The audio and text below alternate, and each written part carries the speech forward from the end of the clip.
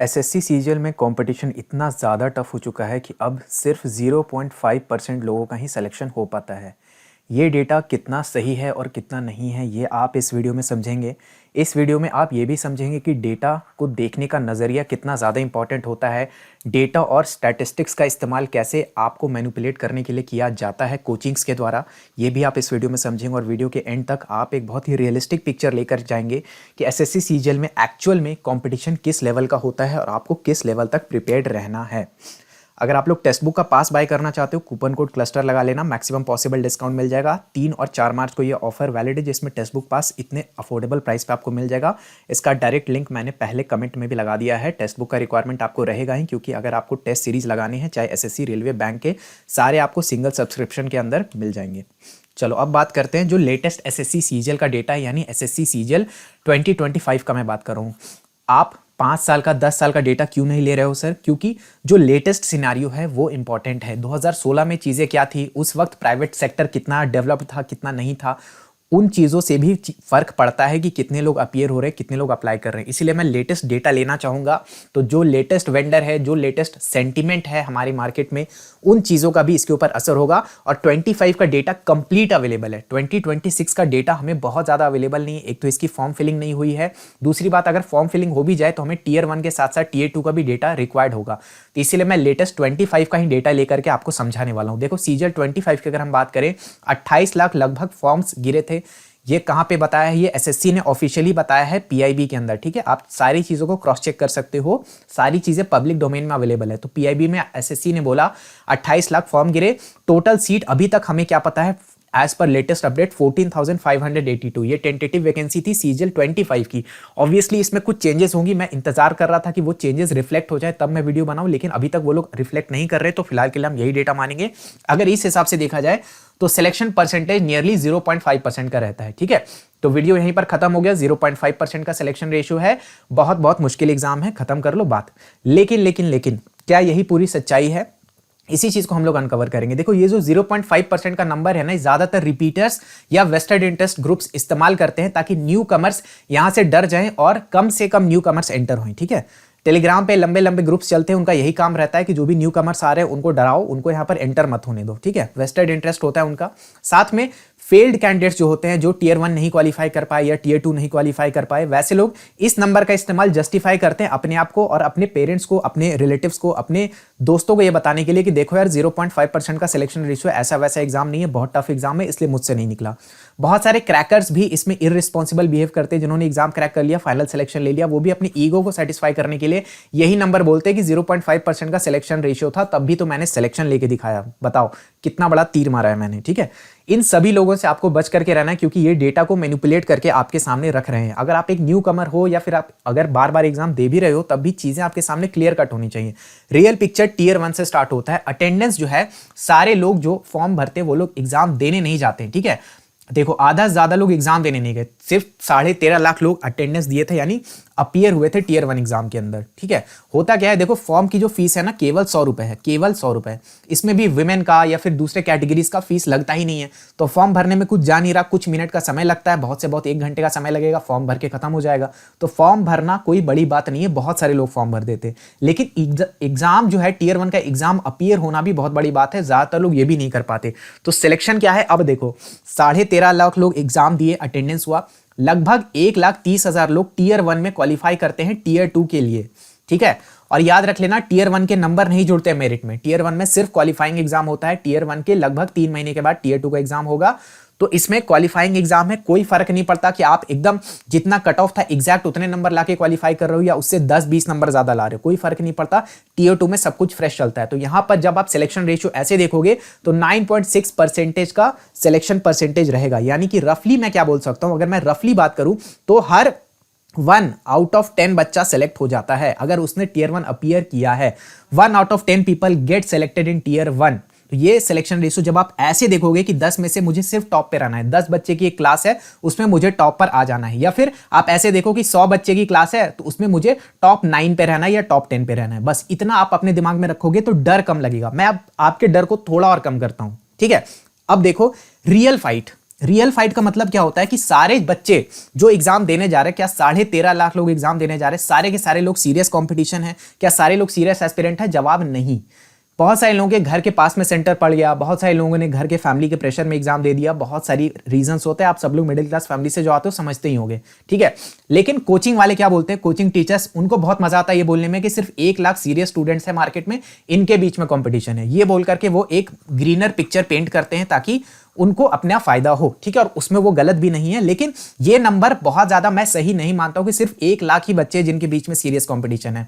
जो serious competition है, मेरा टेक क्या है कि रफली 2.5 लाख लोग हैं जिनके बीच में सीरियस कंपटीशन है। अब मैं ये आपको समझाता हूं क्यों और कैसे कैसे सिर्फ मैं इस 2.5 लाख को ले रहा हूं। देखो, जो भी सीरियस बच्चे होते हैं, सीरियस होने का क्राइटेरिया क्या है मेरे हिसाब से, सिर्फ सिलेबस कंप्लीट कर लेना ऑन पेपर, ये सीरियसनेस नहीं है।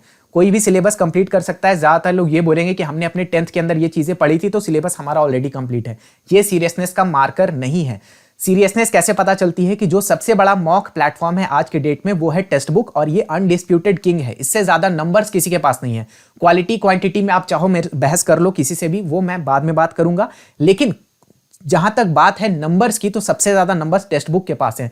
जब आप टेक्स्ट बुक के इवन फ्री वाले मॉक टेस्ट भी या प्रीवियस ईयर के पेपर्स देखोगे तो पीक समय में, बिल्कुल जब पीक समय चल रहा होगा, तब भी मैक्सिमम लोग जो इसको अटेम्प्ट करते हैं वो होते हैं लगभग 1.5 लाख, 1.5 लाख मैक्सिमम 2 लाख। इसीलिए मैं थोड़ा सा मार्जिन लेकर के चल रहा हूं। मैं 2.5 लाख मान रहा हूं ऐसे बच्चों को जो कम से कम टेस्ट सीरीज देने की, जो मॉक टेस्ट देने की भी तो हिम्मत दिखाते हैं। ये है सीरियस एस्पिरेंट, क्योंकि इनको प्रिपरेशन कोई भी ब्लाइंड में कर सकता है, लेकिन अपने प्रिपरेशन को जांचने की हिम्मत वही लाता है जो है रियल एस्पिरेंट, ठीक है। इसके अंदर है रियल फाइट। तो इसीलिए मैं 2.5 लाख को रियल नंबर मानता हूं। तो अगर इन 2.5 लाख लोगों में से आप देखोगे सिलेक्शन रेशियो, तो 1.3 लाख लोग टियर 1 में क्वालिफाई कर जाते हैं, 2.5 लाख लोग टोटल सीरियस है। तो लगभग 52% यानी अप्रॉक्सीमेटली 50%, यानी जितने भी लोग एग्जाम दे रहे हैं आधे लोगों का सिलेक्शन हो जाएगा अगर आप सीरियस एस्पिरेंट हो। सीरियस का मैंने आपको डेफिनेशन समझा दिया बहुत अच्छे तरीके से, तगड़े तरीके से, कि सीरियस वो है जो कम से कम मॉक टेस्ट दे रहा है। तो अगर मॉक टेस्ट देने की भी हिम्मत दिखा रहे हो, 60-70% सिलेबस भी कंप्लीट करके मॉक टेस्ट दे रहे हो, प्रॉपर उसका रिवीजन करो, एनालिसिस करो, और फिर सिलेबस को धीरे धीरे और कवर करते चले जा रहे हो, तो 50% से ज्यादा चांसेस है कि तुम्हारा सिलेक्शन टियर 1 में कोई नहीं रोक सकता। टियर 1 में तो सिलेक्शन होकर ही रहेगा, ठीक है। तो ये है रियल फाइट का एस्टिमेशन टियर 1 के अंदर। लेकिन असली खेल शुरू होता है मेरे दोस्त टियर 2 में, ठीक है। यहां पे रियल फाइट क्यों? क्योंकि कंपटीशन यहां पर असिमेट्रिक हो जाता है। असिमेट्रिक क्यों हो जाता है? क्योंकि यहां पर खेल होता है रिपीटर्स का।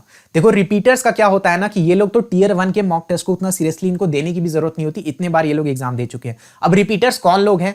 रिपीटर्स वो लोग हैं जो सीजीएल की किसी पोस्ट में, चाहे वो 4600 ग्रेड पे की हो या 2400 ग्रेड पे की हो, उस पर ऑलरेडी सेलेक्टेड है। ये वो लोग भी हैं जो सीएचएसएल वगैरह के जॉब्स में सेलेक्टेड है। दोनों के अंदर बहुत बड़ा ओवरलैप है, इसीलिए मैं दोनों को एक ही जैसा एग्जाम मानता हूं, बहुत एक्सट्रीम डिफरेंस नहीं है। ये वो लोग भी हैं जो बार बार टियर 2 का एग्जाम लिख रहे हैं, 1-2 नंबर से, कुछ मार्क्स से उनका मिस हो जा रहा है। तो ऐसे लोगों की संख्या बहुत बड़ी है, और अगर आप एक कंप्लीट बिगिनर हो तो आपके लिए यहां पर कंपटीशन बहुत ही असिमेट्रिक लेवल पे बढ़ता है। टियर 1 के जैसा यहां पे कंपटीशन बहुत ईजी नहीं रहता। इसीलिए जो भी 1.3 लाख लोग एग्जाम दिए थे या एग्जाम के लिए क्वालिफाइड थे, हालांकि इसमें भी लगभग 3-4 हजार लोग एग्जाम देने के लिए नहीं गए थे, उन्होंने भी एग्जाम मिस किया था ड्यू टू सेवरल रीजंस, लेकिन फिर भी रफली हम 1.3 लाख ले सकते हैं। और सीट्स कितनी है? 14,582, ठीक। यानी 11.2% का हमारा सिलेक्शन रहा था। यहां पर सिलेक्शन रहा था, क्या मतलब सिलेक्शन होगा, 11.2% लोगों को सीट मिलेगी। हालांकि इस बार क्या है, इस बार स्लाइडिंग की स्कीम आई है। स्लाइडिंग की स्कीम एक तरीके से आप समझ लो कि वेटिंग लिस्ट है, रफली मैं अगर आपको बोलूं। हालांकि एग्जैक्ट वेटिंग लिस्ट के जैसा ये काम नहीं करेगा, लेकिन स्लाइडिंग स्कीम है। अब ये स्लाइडिंग स्कीम कैसे अप्लाई होगी ये भी देखने वाली बात होगी, क्योंकि एसएससी ने ये बोला है कि हम स्लाइडिंग स्कीम के बारे में कंटेम्पलेट कर रहे हैं, गवर्नमेंट ऑफ इंडिया के अप्रूवल के ऊपर डिपेंड करता है। अप्रूवल मिला है नहीं मिला है इसकी अभी जानकारी नहीं है, तो हम अभी यही मान सकते हैं कि 11.2% का सिलेक्शन रेशियो। अगर स्लाइडिंग स्कीम आ जाती है तो ये जो असिमेट्रिक कंपटीशन है रिपीटर्स वाला, ये फैक्टर थोड़ा कम होगा, अगर तो रिपीटर्स फालतू में पोस्ट प्रेफरेंस ना भरें, ठीक है। तो यहां पर 11.2% का सिलेक्शन रेशियो है। लेकिन याद रखना, ये वैसे लोग हैं जो बहुत बहुत बहुत तगड़े लोग हैं। ये लोग एग्जाम को ऑलरेडी निकाल चुके हैं या एग्जाम के बहुत हाई लेवल तक पहुंच चुके हैं। हो सकता है कि आप ऐसे लोगों से मिलो जो 2020 से एसएससी का एग्जाम दे रहे हैं, तो वैसे लोगों से आपको फाइट करना पड़ेगा। तो यहां पर आपको परफेक्शन चाहिए मैथ्स में, मतलब अगर आपका दिन हुआ तो फुल मार्क्स मैथ्स में अटेन कर सको। परफेक्शन चाहिए रीजनिंग में, यानी आपका दिन हुआ तो फुल मार्क्स रीजनिंग में और इंग्लिश में भी परफेक्शन चाहिए, यानी near about full marks English, maths, reasoning में लाने की औकात चाहिए। अगर आप टॉप लेवल पोस्ट को एम कर रहे हो तो नियर परफेक्शन चाहिए जीके में, यानी अगर जीके में इजी या मीडियम क्वेश्चन आए तो सारे आपसे बनने चाहिए। और अब तो कंप्यूटर भी इतना ज्यादा टफ हो चुका है कि कंप्यूटर में भी आपको नियर परफेक्शन चाहिए, यानी मरियल रिसोर्सेज कंप्यूटर में पढ़ के काम नहीं चलने वाला, बहुत अच्छे लेवल के रिसोर्सेज पढ़ के जाने पड़ेंगे, यानी टीयर 2 में मेहनत चाहिए बहुत बहुत बहुत ज्यादा। तो ये है रियल कंपटीशन टीयर 2 के अंदर। यहां पर सिलेक्शन लेना बहुत ज्यादा मुश्किल हो जाता है क्योंकि एक एक नंबर पे हजारों स्टूडेंट्स फाइट कर रहे होते हैं, इसलिए बहुत अच्छे से आपको प्रिपरेशन करनी होगी, टाइपिंग वगैरह भी सही आपको करना पड़ेगा। अगर आप जीके की तैयारी करना चाहते हो एग्जाम ओरिएंटेड मैनर में तो 120 आवर्स का कंटेंट है, पीडीएफ्स है, जीके जीनियस बैच में मौजूद है। इंग्लिश मीडियम यानी इंग्लिश मीडियम में चीज़ें इंग्लिश में लिखी होंगी, मैं हिंदी में बोल रहा हूँ, ज़्यादातर चीज़ें मैंने कवर कराई है, लेकिन एक दो सब्जेक्ट्स दूसरे टीचर्स ने, दूसरे एसएससी के टॉपर्स ने भी कवर करवाए हैं। व्हाट्सएप कर सकते हो आप इस नंबर पे अगर जीके जीनियस बैच के बारे में जानकारी लेना चाहते हो। इसका फायदा यह है कि जो दूसरे कंटेंट है, दूसरे जो लेक्चर्स हैं वो आपको कितने के मिलेंगे, 500 से 1000 घंटे का कंटेंट मिलेगा आपको दूसरे बैचेस के अंदर। अब कहने के लिए हो सकता है ये आपको बोल दें कि सारी चीज़ें हमारे अंदर कवर्ड हो जाएंगी, लेकिन इतना ज़्यादा कंटेंट जब होगा तो जीके को आप जो है बहुत बार रिवाइज नहीं कर पाओगे। जबकि जीके जीनियस बैच में फायदा यह है कि सिलेक्टेड कंटेंट हमने उठाया है प्रीवियस ईयर क्वेश्चंस के, जो लेटेस्ट वेंडर है उसके हिसाब से एनालिसिस करके हम चीज़ों को अपडेट करते चले जा रहे हैं और आगे भी अपडेट करते चलेंगे ताकि आपको कोई भी समस्या ना हो। बेस्ट लेवल की आप रिवीजन मल्टीपल टाइम्स कर सको और कवरेज भी अच्छे से कर सको। व्हाट्सएप नंबर पे यहाँ पे मैसेज कर लेना तो आपको सारी जानकारी यहाँ पे मिल जाएगी। कोई भी जानकारी लेना है तो यहाँ ले सकते हो। पहले कमेंट में आपको हमारे एग्जाम क्लस्टर ऐप का लिंक भी मिल रहा होगा, उसी ऐप पर जाके आपको जीके जीनियस बैच के डेमो लेक्चर्स वगैरह सब मिल जाएंगे। तो डेमो देख लो, उसके बाद डिसीजन लेना आपको परचेज करना है या नहीं करना। कूपन कोड क्लस्टर का इस्तेमाल कर लेना तो आपको डिस्काउंट मिल जाएगा टेक्स्ट बुक पे, और कूपन कोड ऑफिसर का इस्तेमाल कर लेना तो आपको डिस्काउंट मिल जाएगा हमारे जीके जीनियस बैच पे। ठीक है, तो कूपन कोड ऑफिसर भी याद रख लेना।